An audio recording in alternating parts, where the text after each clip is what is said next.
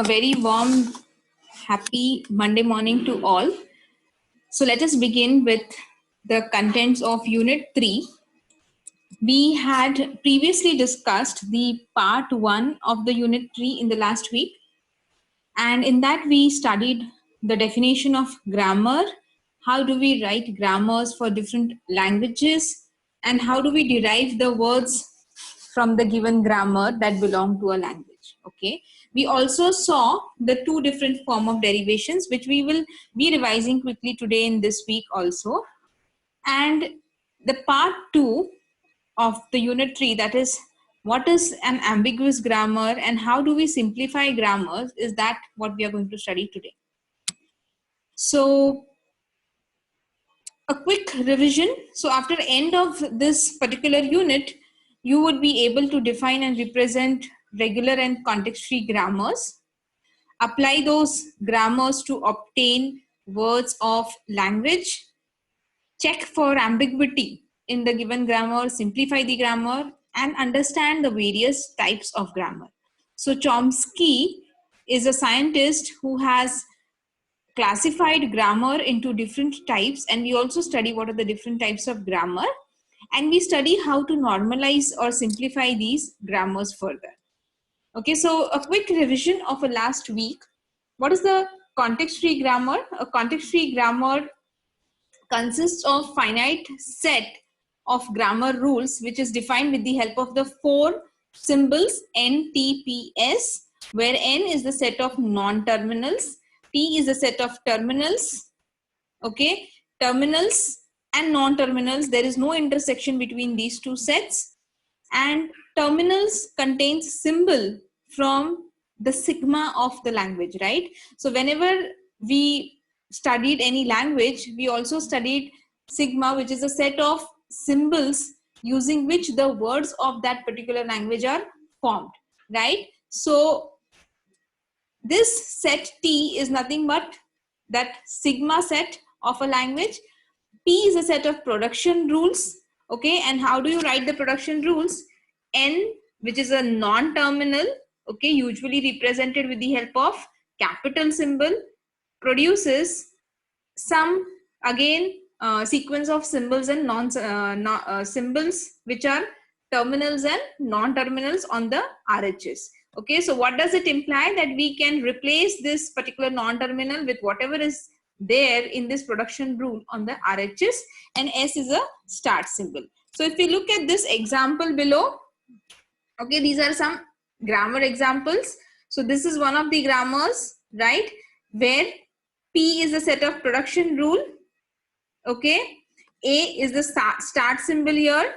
These are the set of non-terminals, and A is the set of non-terminal. There is only one non-terminal, capital A, and that is the start symbol. So even that is mentioned here. So we always define grammar with the help of these four entities, right? And if you look at this, these are the two production rules. So if you look at this particular production rule, we can say that A, which is a terminal, which is a non-terminal, can be replaced by small a followed by capital A. So this in turn generates some of the word of this language. So one of the word can be A produces small a, capital A, and this capital A in turn can be recursively replaced by with the help of this rule, and to generate a final string or a final word belonging to a language, it has to be all terminal symbols, right? So we have to finally replace this A with some terminal symbol from this set ABC. So with the help of this production, I can generate a string AABC from these two production rules. Similarly, two more examples are given on this slide. So this all we discussed in the last week, and with this we had written almost 30 grammars for different languages, right? We almost studied more than 20-25 examples in the last week, wherein I gave you a language and you were writing the grammar for that particular language. We also studied the different form of derivation, right? So what is a derivation? It is with the help of derivation we obtain a string belonging to a particular language. So there are two forms of derivation. One is a sentential form of derivation, okay, and the other one is a parse tree form derivation. So what you see here is a sentential form of derivation where I use these production rules to obtain these string A, B, A, B, B. Okay, so I recursively or I apply these production rules, and if you look at the first rule that I used, it is the start symbol S, right? So I have to compulsorily begin with the start symbol. Start symbol produces SS or ASB or epsilon. So I can use any one of these three. Okay. So here we have used S produces S followed by an S. And then this S is again, replaced with the help of the second production rule here with ASB. And this S remains as it is here. Right? So here we replace all the terminals which are represented on the left hand side of the production rule with their corresponding RHS string, and we obtain a particular word belonging to this language which is represented by this grammar. Okay. Then I also discussed that there are two ways of derivation. Okay, so if you look at this previous example, okay, S produces SS. Now here, which S should I replace first? Should I pick up this one, the one which is on the LHS, or should I pick up the rightmost, right? So based on which terminals, which non-terminals you decide to replace first on your derivation journey, that tells you whether it is a leftmost derivation or it is a rightmost derivation. So what is a leftmost derivation? It is obtained by applying production to the leftmost variable in each step. So you look at this example, okay? Here we have these production rules. X produces X plus X, or X star X, or X or A. Okay, so in this, can you tell me what are the terminals?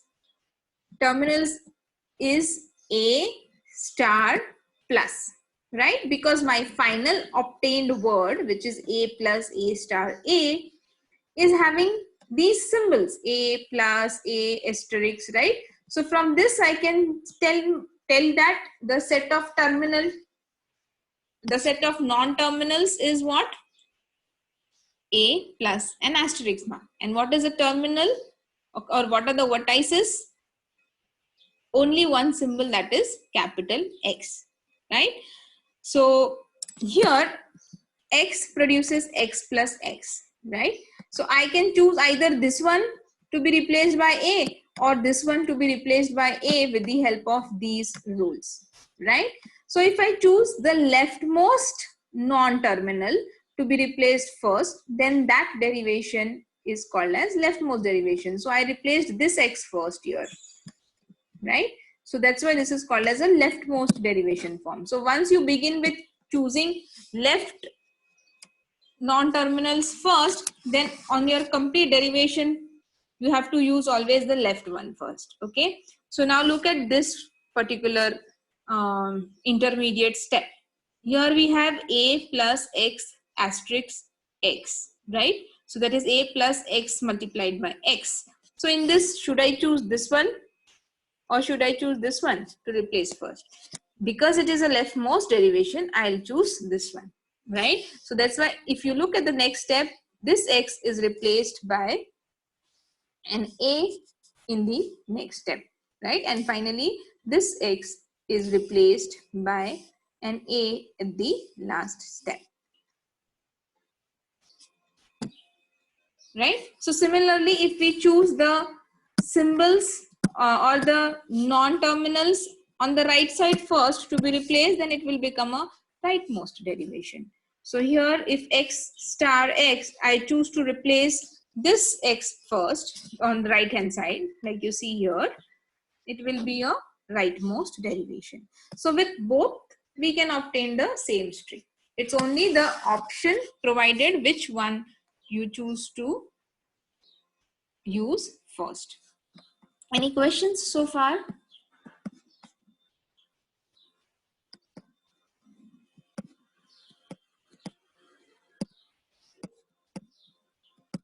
So what you see on the next slide is another form, that is sparse tree derivation, right? So like we did, like we just studied sentential form, we can also write or derive it in the tree format.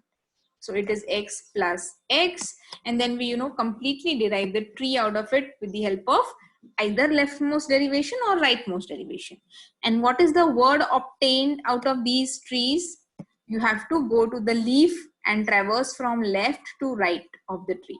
So if you look at the step 5 ka tree, I have A plus A star A.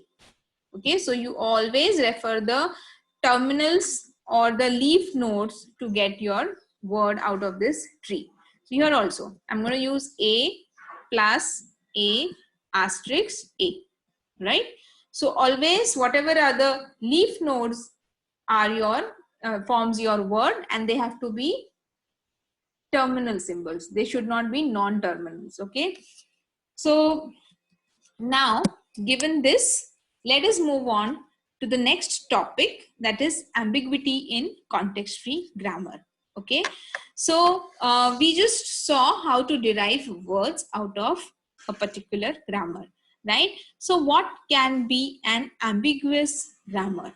Okay, so if a grammar has more than one tree for some string belonging to the language, then it is called as an ambiguous grammar. So does it mean that these two are ambiguous? No, right? The strings generated by this particular tree is A plus A star A plus A star A, right? Although these are two different types of derivation, we are not talking about types of derivation. Okay, so for the same string we can have two types of derivation. One is leftmost derivation and another one is rightmost derivation, but that doesn't mean it is an ambiguous grammar. If there exists multiple rightmost or leftmost derivation for the same, for some string generated from the grammar, then we say that that is a ambiguous grammar. Okay, so suppose for this string A plus A star A, we choose to derive with the help of leftmost derivation technique. Okay, forget about the rightmost derivation.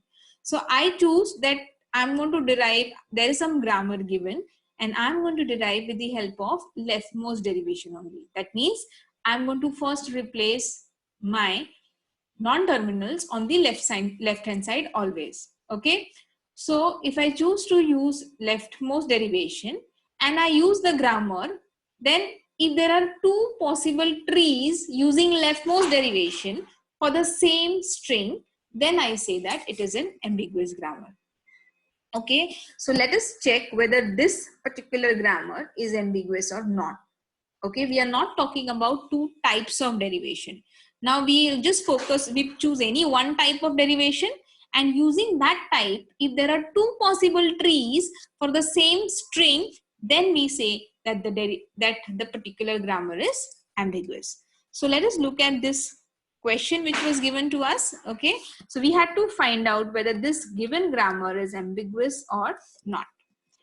So we have the string A plus A star A. Okay, now we want to derive this with the help of leftmost derivation. I chose the method leftmost derivation, right? Now are there two possible derivations for the same string?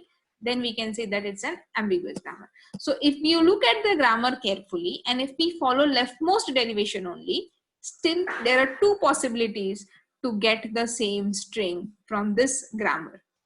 So first derivation is x produces x plus x, right? I have choose leftmost derivation technique, so I'm going to replace this x with a here, and then this x can be replaced with x star x, then this x can be replaced with a, and this x can be replaced with another a. So it gives me a plus a star a. Similarly, I can choose x produces x star x first, and then x plus x star x, and then this x can be replaced by a to get a plus a star a. So what do we observe? That even if we follow leftmost derivation, still there are two possible trees for the same, from the same grammar. Even the trees are shown here. So if you look at the tree, so in the first derivation, we replace this x with a, right? In the second derivation, we replace this x. So in the first derivation, we use x plus x. In the second derivation, we use x into x. And then here we replace it by a, and here we replace it by x plus x to get the derived string. So if you look at both the trees are formed with the help of leftmost derivation, but still they are different in their structures, right? We have obtained two derivations for the same string using the same technique of leftmost derivation, right? So if there is a grammar like this, then we can say that it is a ambiguous grammar. Similarly, if we choose rightmost, we can also get again two derivations possible, and we can say that the grammar is ambiguous. So remember, whenever you are given a question that prove a particular grammar is ambiguous, what you have to do? You have to take a string and try to derive it, okay? And try to derive it through the grammar given and see if there are two possible derivation for that same string, then you can say that particular string is ambiguous. With the help of example, you solve this particular problem and prove that a grammar is ambiguous. Any questions so far? Is this part clear to everyone? Can you please acknowledge on the chat box quickly so that we can go on to the next topic?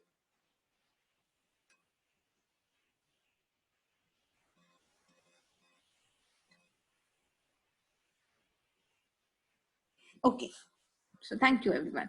So let us move on to our next topic, that is simplification of grammar. Okay, so far we studied writing grammars, then now we are stepping into understanding, okay, if a given grammar is ambiguous, means it is not always generating appropriately same string with the help of grammar, or is it correct, is it in a proper form? Okay, we are now going to in this direction. So now we are going to see how do we simplify a grammar. Now, when does the question of simplification arise? Okay, it may happen that your production rules or the symbols that you have used in the production rules are not required. What does it mean by not required? Not required means that it is not helping you in generating a valid word of the language. It is not helping you generate a string or a sequence of terminal symbols, right? If there are production rules which never take you to the end, which is a string in terminals, then that production rule is of no use, right? But maybe that it was redundantly written, or it was mistakenly written, okay, or it is present in the set for I don't know for which reason, but it exists, but it doesn't generate any string belonging to the language. Then there are some techniques to verify whether the grammar is completely optimized and simplified. And today we are going to study how do we simplify a particular grammar. Okay. So how do you check whether a grammar is simplified in its simplified version or an optimized version? Okay. So there are three things that you check. Okay, we check for if there are some useless or non-generating symbols. Okay, we check for if there are some useless or non-generating symbols. We check for if there are unit productions or null productions. And if this kind of production rules or symbols are there in the grammar, then we try to remove them and rewrite the grammar so that the resultant is a simplified optimized grammar. Now let us see each one of them in detail. Now what is a useless production? Okay, so as the name says, it is a production which is never going to take part in derivation of any string. Okay, then that kind of production can be called as a useless production. Similarly, if there is a variable that can never take part in derivation of a string is called as a useless variable, or a non-terminal symbol which never helps you derive a word, then we say that it is a non-terminal which is for no use present in the production rule, and it's better to remove that non-terminal. Now look at this grammar on the screen. So here I have S produces A, B, capital S, or A, B, capital A, or A, B, capital B. Okay. Now, in this particular grammar, you have to write in the chat box, which from looking at the grammar, you have to write in the chat box, what is the start symbol? Okay. Let us assume start symbol is S. You have to tell me what are the set of terminals and what are the set of non-terminals. Okay. So terminals is denoted by T. Okay. So you have to tell me what's there in this set, and you have to tell me what is there in this non-terminal set, looking at this particular grammar. Write it in the chat box. So I'll wait till I see answers on the chat box, and I want everyone to answer. Okay. So I see Sakshi has answered yes. So yeah. So we have A, B, C, D, a set of terminals, and in a set of non-terminals we have capital S, capital A, capital B, and capital C. Very good. Now look at the grammar. Okay. If we look at the first, so we are going to study each production rule one by one. Okay. So let us study each rule one by one.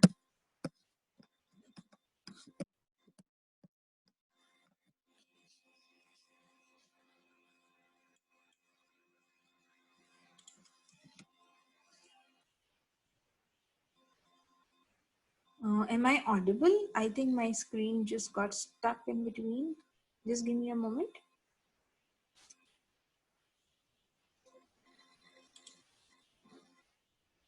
I'll have to refresh this page.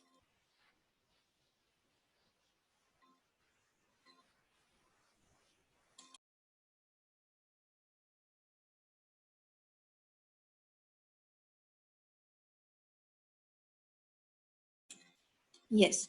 So I think I got disconnected in between.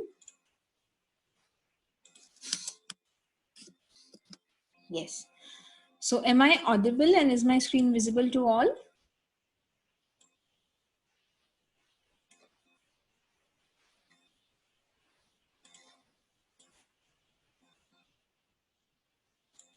Okay, thank you. Thank you, Janvi and all. Fine. So now what I was talking about is how do we find out which are the useless symbols. So we are going to pick up each production one by one. Okay. So let us pick up the first rule. S produces A, B, S. Okay. Now look at this production rule. I see that S can be replaced recursively, right? And in the end, you have to generate a word in terminals from this production, right? So to generate a word, I'll have to replace S with either this one or this one, with the hope that A or B will ultimately be replaced by some terminal symbol, right? So if I choose, if I'll pick up A or B, I have to go and analyze those production rules also. Okay. So let me pick up the rule for A.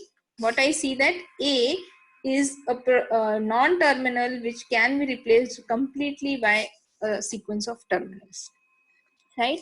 So these two production rules are indeed useful. That means I can use S produces A, B, S, and this S, there exists a rule in the set which can be replaced by capital A, and this A by this particular rule can ultimately result into A, B, C, D, which is all a string in terminals. So that means both these are, all these three that I underline in red are necessary production rules, right? So these are not useless. I get a word which is I get a string which is a string in all terminal symbols. So these three production rules are required. Now let us analyze the other rules that exist in the set. Okay. So now let us pick up the one for capital B. So what it says, S produces A, B, capital S, right? And then this S can be replaced by A, B, capital B. And then this particular B can be replaced by again A, B with this rule. And if I recursively apply this, then still what I observe is this B can never be replaced by a string which is a string in terminals, right? So I see that this B can never be replaced by any terminal, and because of which I never obtain a word belonging to the language. So this production rule of B is of no use. Similarly, B is used here in S, so even this is of no use, right? Have you understood this part? Can you acknowledge? Did you all understand why this particular rule is not useful? Because it never generates a word of this particular language. Okay. Now let us look at the last remaining production rule, that is C produces DC. Okay. I see that, okay, this capital C, which is a non-terminal, can be replaced by a set of terminals. So this looks like a generating symbol. What is a generating symbol? C is a generating symbol because it generates some string in terminals, right? So C produces DC looks like a generating production rule, but if that symbol C is not reachable from S, means when we begin deriving from S with the help of the production rules that are shown on the screen, I can, from these three production rules, I can never reach this symbol C. That means C is absolutely never reachable from S. Then what is the use of this production rule? It's of no use. Okay. Have you understood why C is also not used? C is generating DC, which is a string in terminal, but C itself is never reached from S. Okay, there is no production rule which makes a derivation come to the point where C has to be replaced by DC. So this complete symbol is itself non-reachable from start symbol S, and that's why we mark it as a useless symbol. So how do we simplify this grammar? We simplify the grammar by rewriting the production rules in such a way that we do not write the useless productions or useless symbols or useless variables, which is C here, right? So we remove all the extra productions and only these three remain in the grammar. So this is the final answer, is there on the screen below. The grammar is now free of useless productions. Any questions? Okay, great. So let us go on to the next form of simplification, which is removal of null or epsilon production. Okay. Now, what is a null or epsilon production? Okay. It is possible for a grammar to contain null productions and yet not produce any empty strings. Now, this is very, very important. Okay. If there is a production of the form A, say capital A produces epsilon. Okay, so I'll just highlight it on the screen. If there is a grammar which has this kind of production rule, what does it mean? That if I have a production rule, S produces epsilon. We studied this production rule, we added mostly in the case of closure, right?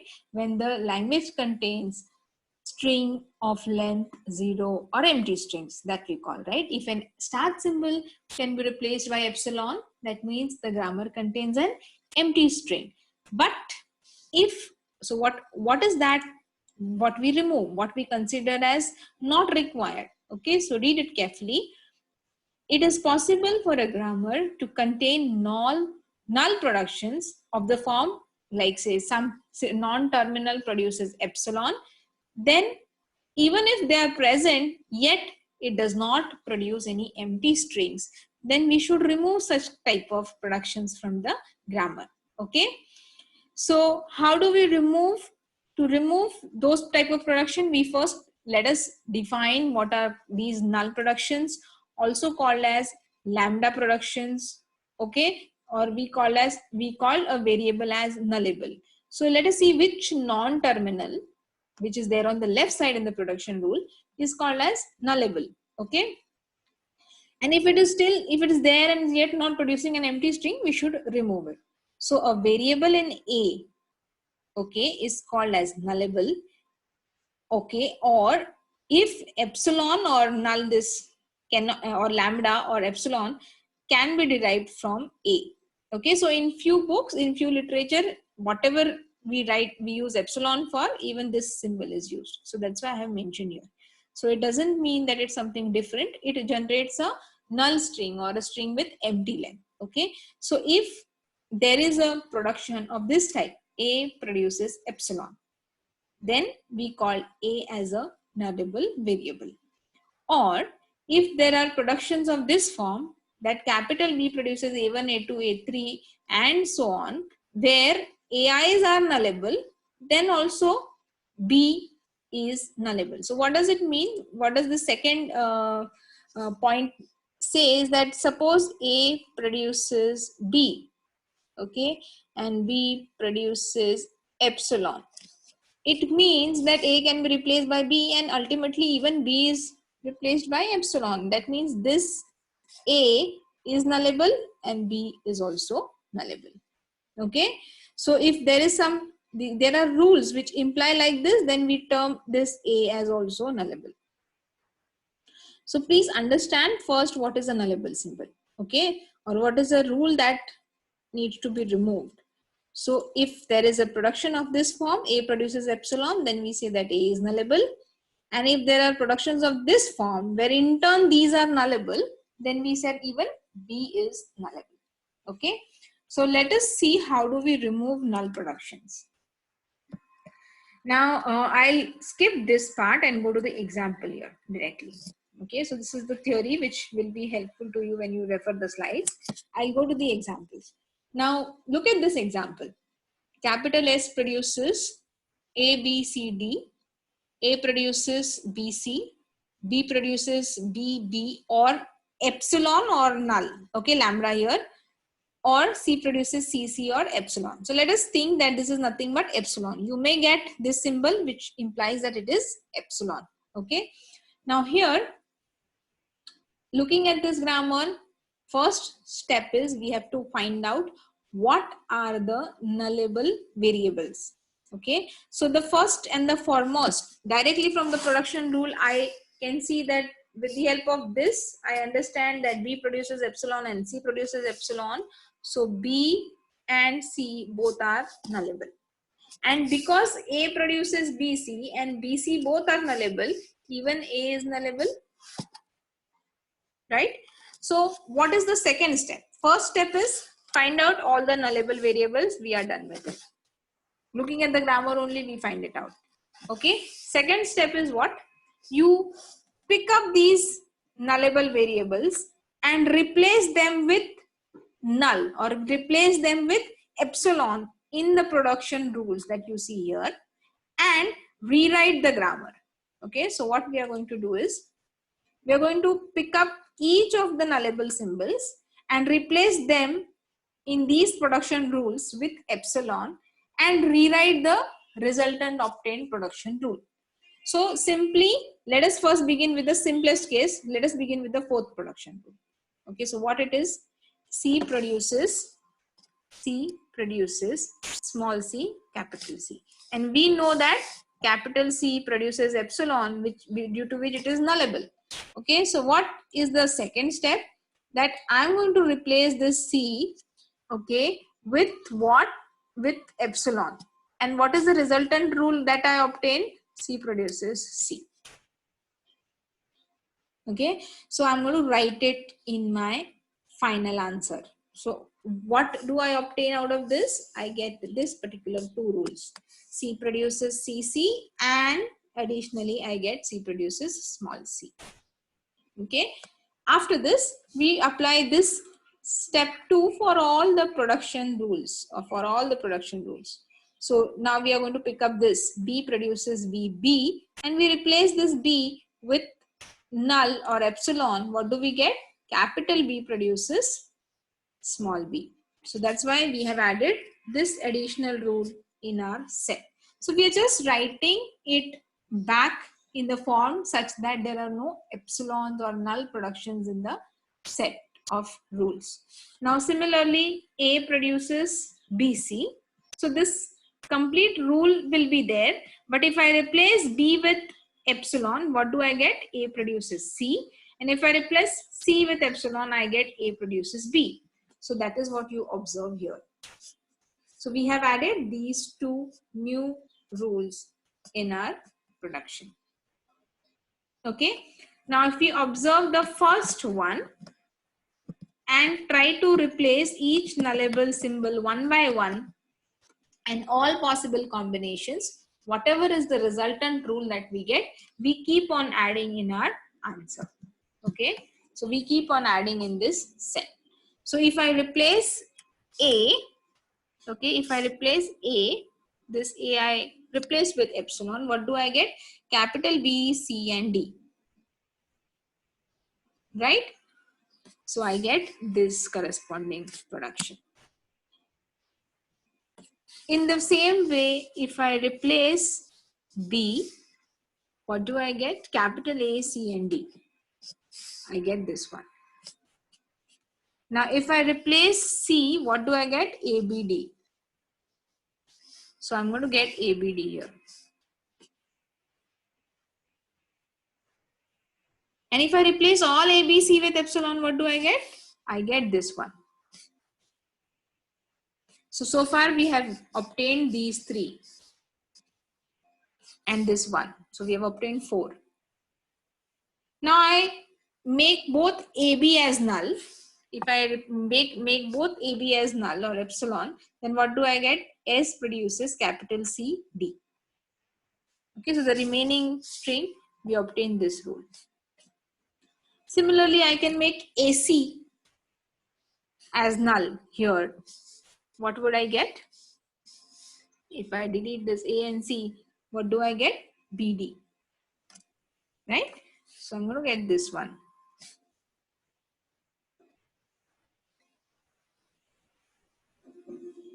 And if I replace BC, then I get this one. And this is my original rule, which I write as it is. It does not have any epsilon. So that's why I'm going to write it as it is in my final answer. And I get even this. Okay. So I hope you have understood how we obtained these many additional rules from this one rule. Okay. We replaced each of the nullable symbols with epsilon and we have rewritten the string or the production again in the simplified version. Okay. So how do we remove null or epsilon symbol? We first find out the symbols which are nullable. Okay. And then we rewrite the grammar again after removing the null productions from the grammar. So Harish has a question. What if for A and both, what if for A, both B and C produces epsilon at the same time, then A will still produce null? Yeah, but we have removed that, right, Harish? So A produces BC and we have removed it. Because if you use this production rule, there is no way we generate a null production, right? So if we replace this with small b and replace the C with C. I hope I answered your question. If there is something else that you are curious to answer or ask, I'll unmute you. Okay, so you can unmute yourself. There are 2 Harish. Which one to unmute? Okay, so I have just given you permission. If you have any further question, you can ask. Okay, fine. So let us move on to the last, that is unit production. How do we remove productions which are called as unit productions? Okay, so we saw how do we remove useless productions. We saw how do we remove nullable productions. Okay, and now we see how do we remove unit production. First, let us understand what is a unit production. Any production rule of the form that you see on the slide, okay, any production rule of this particular form where both A and B are non-terminals, then we call this type of production rule as unit production, and we try to rewrite it by expanding this particular symbol B. Okay, so what we do is look at this particular grammar. From this grammar, what do I observe? That S produces B is a unit production, A produces B is a unit production, and B produces A is again a unit production, right? So all these are unit productions, correct?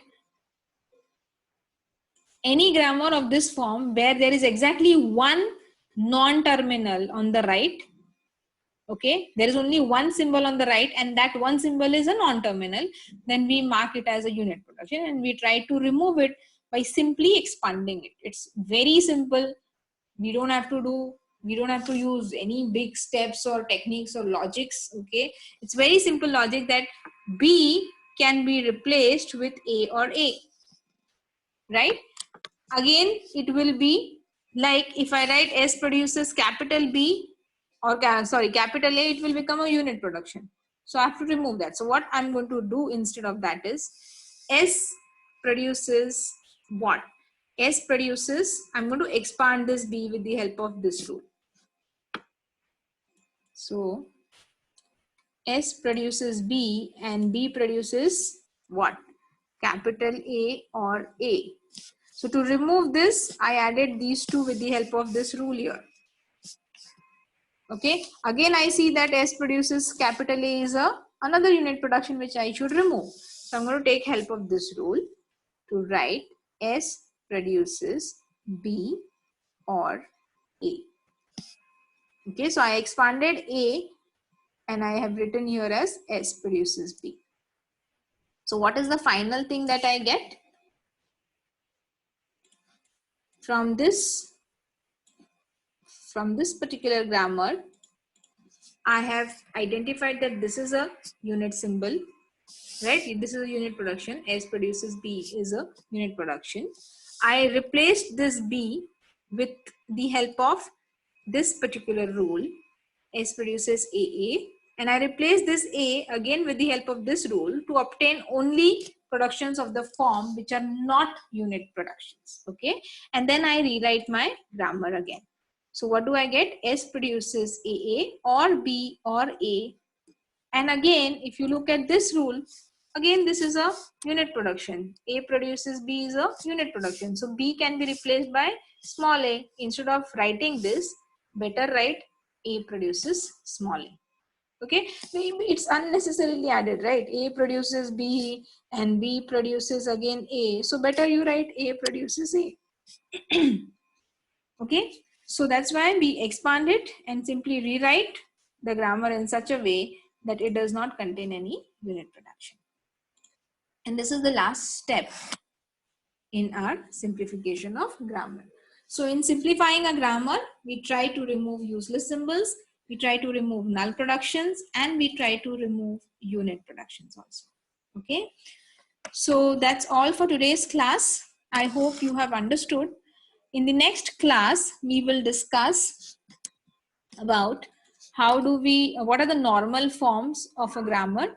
Okay, we studied two normal forms, that is Chomsky normal form and Reback normal form, and we'll also study the Chomskyan hierarchy of grammar. So there are different types of grammar, there are different classification of grammar. We are going to study that in our next class with the help of some examples. So thank you for your patient listening and have a good day.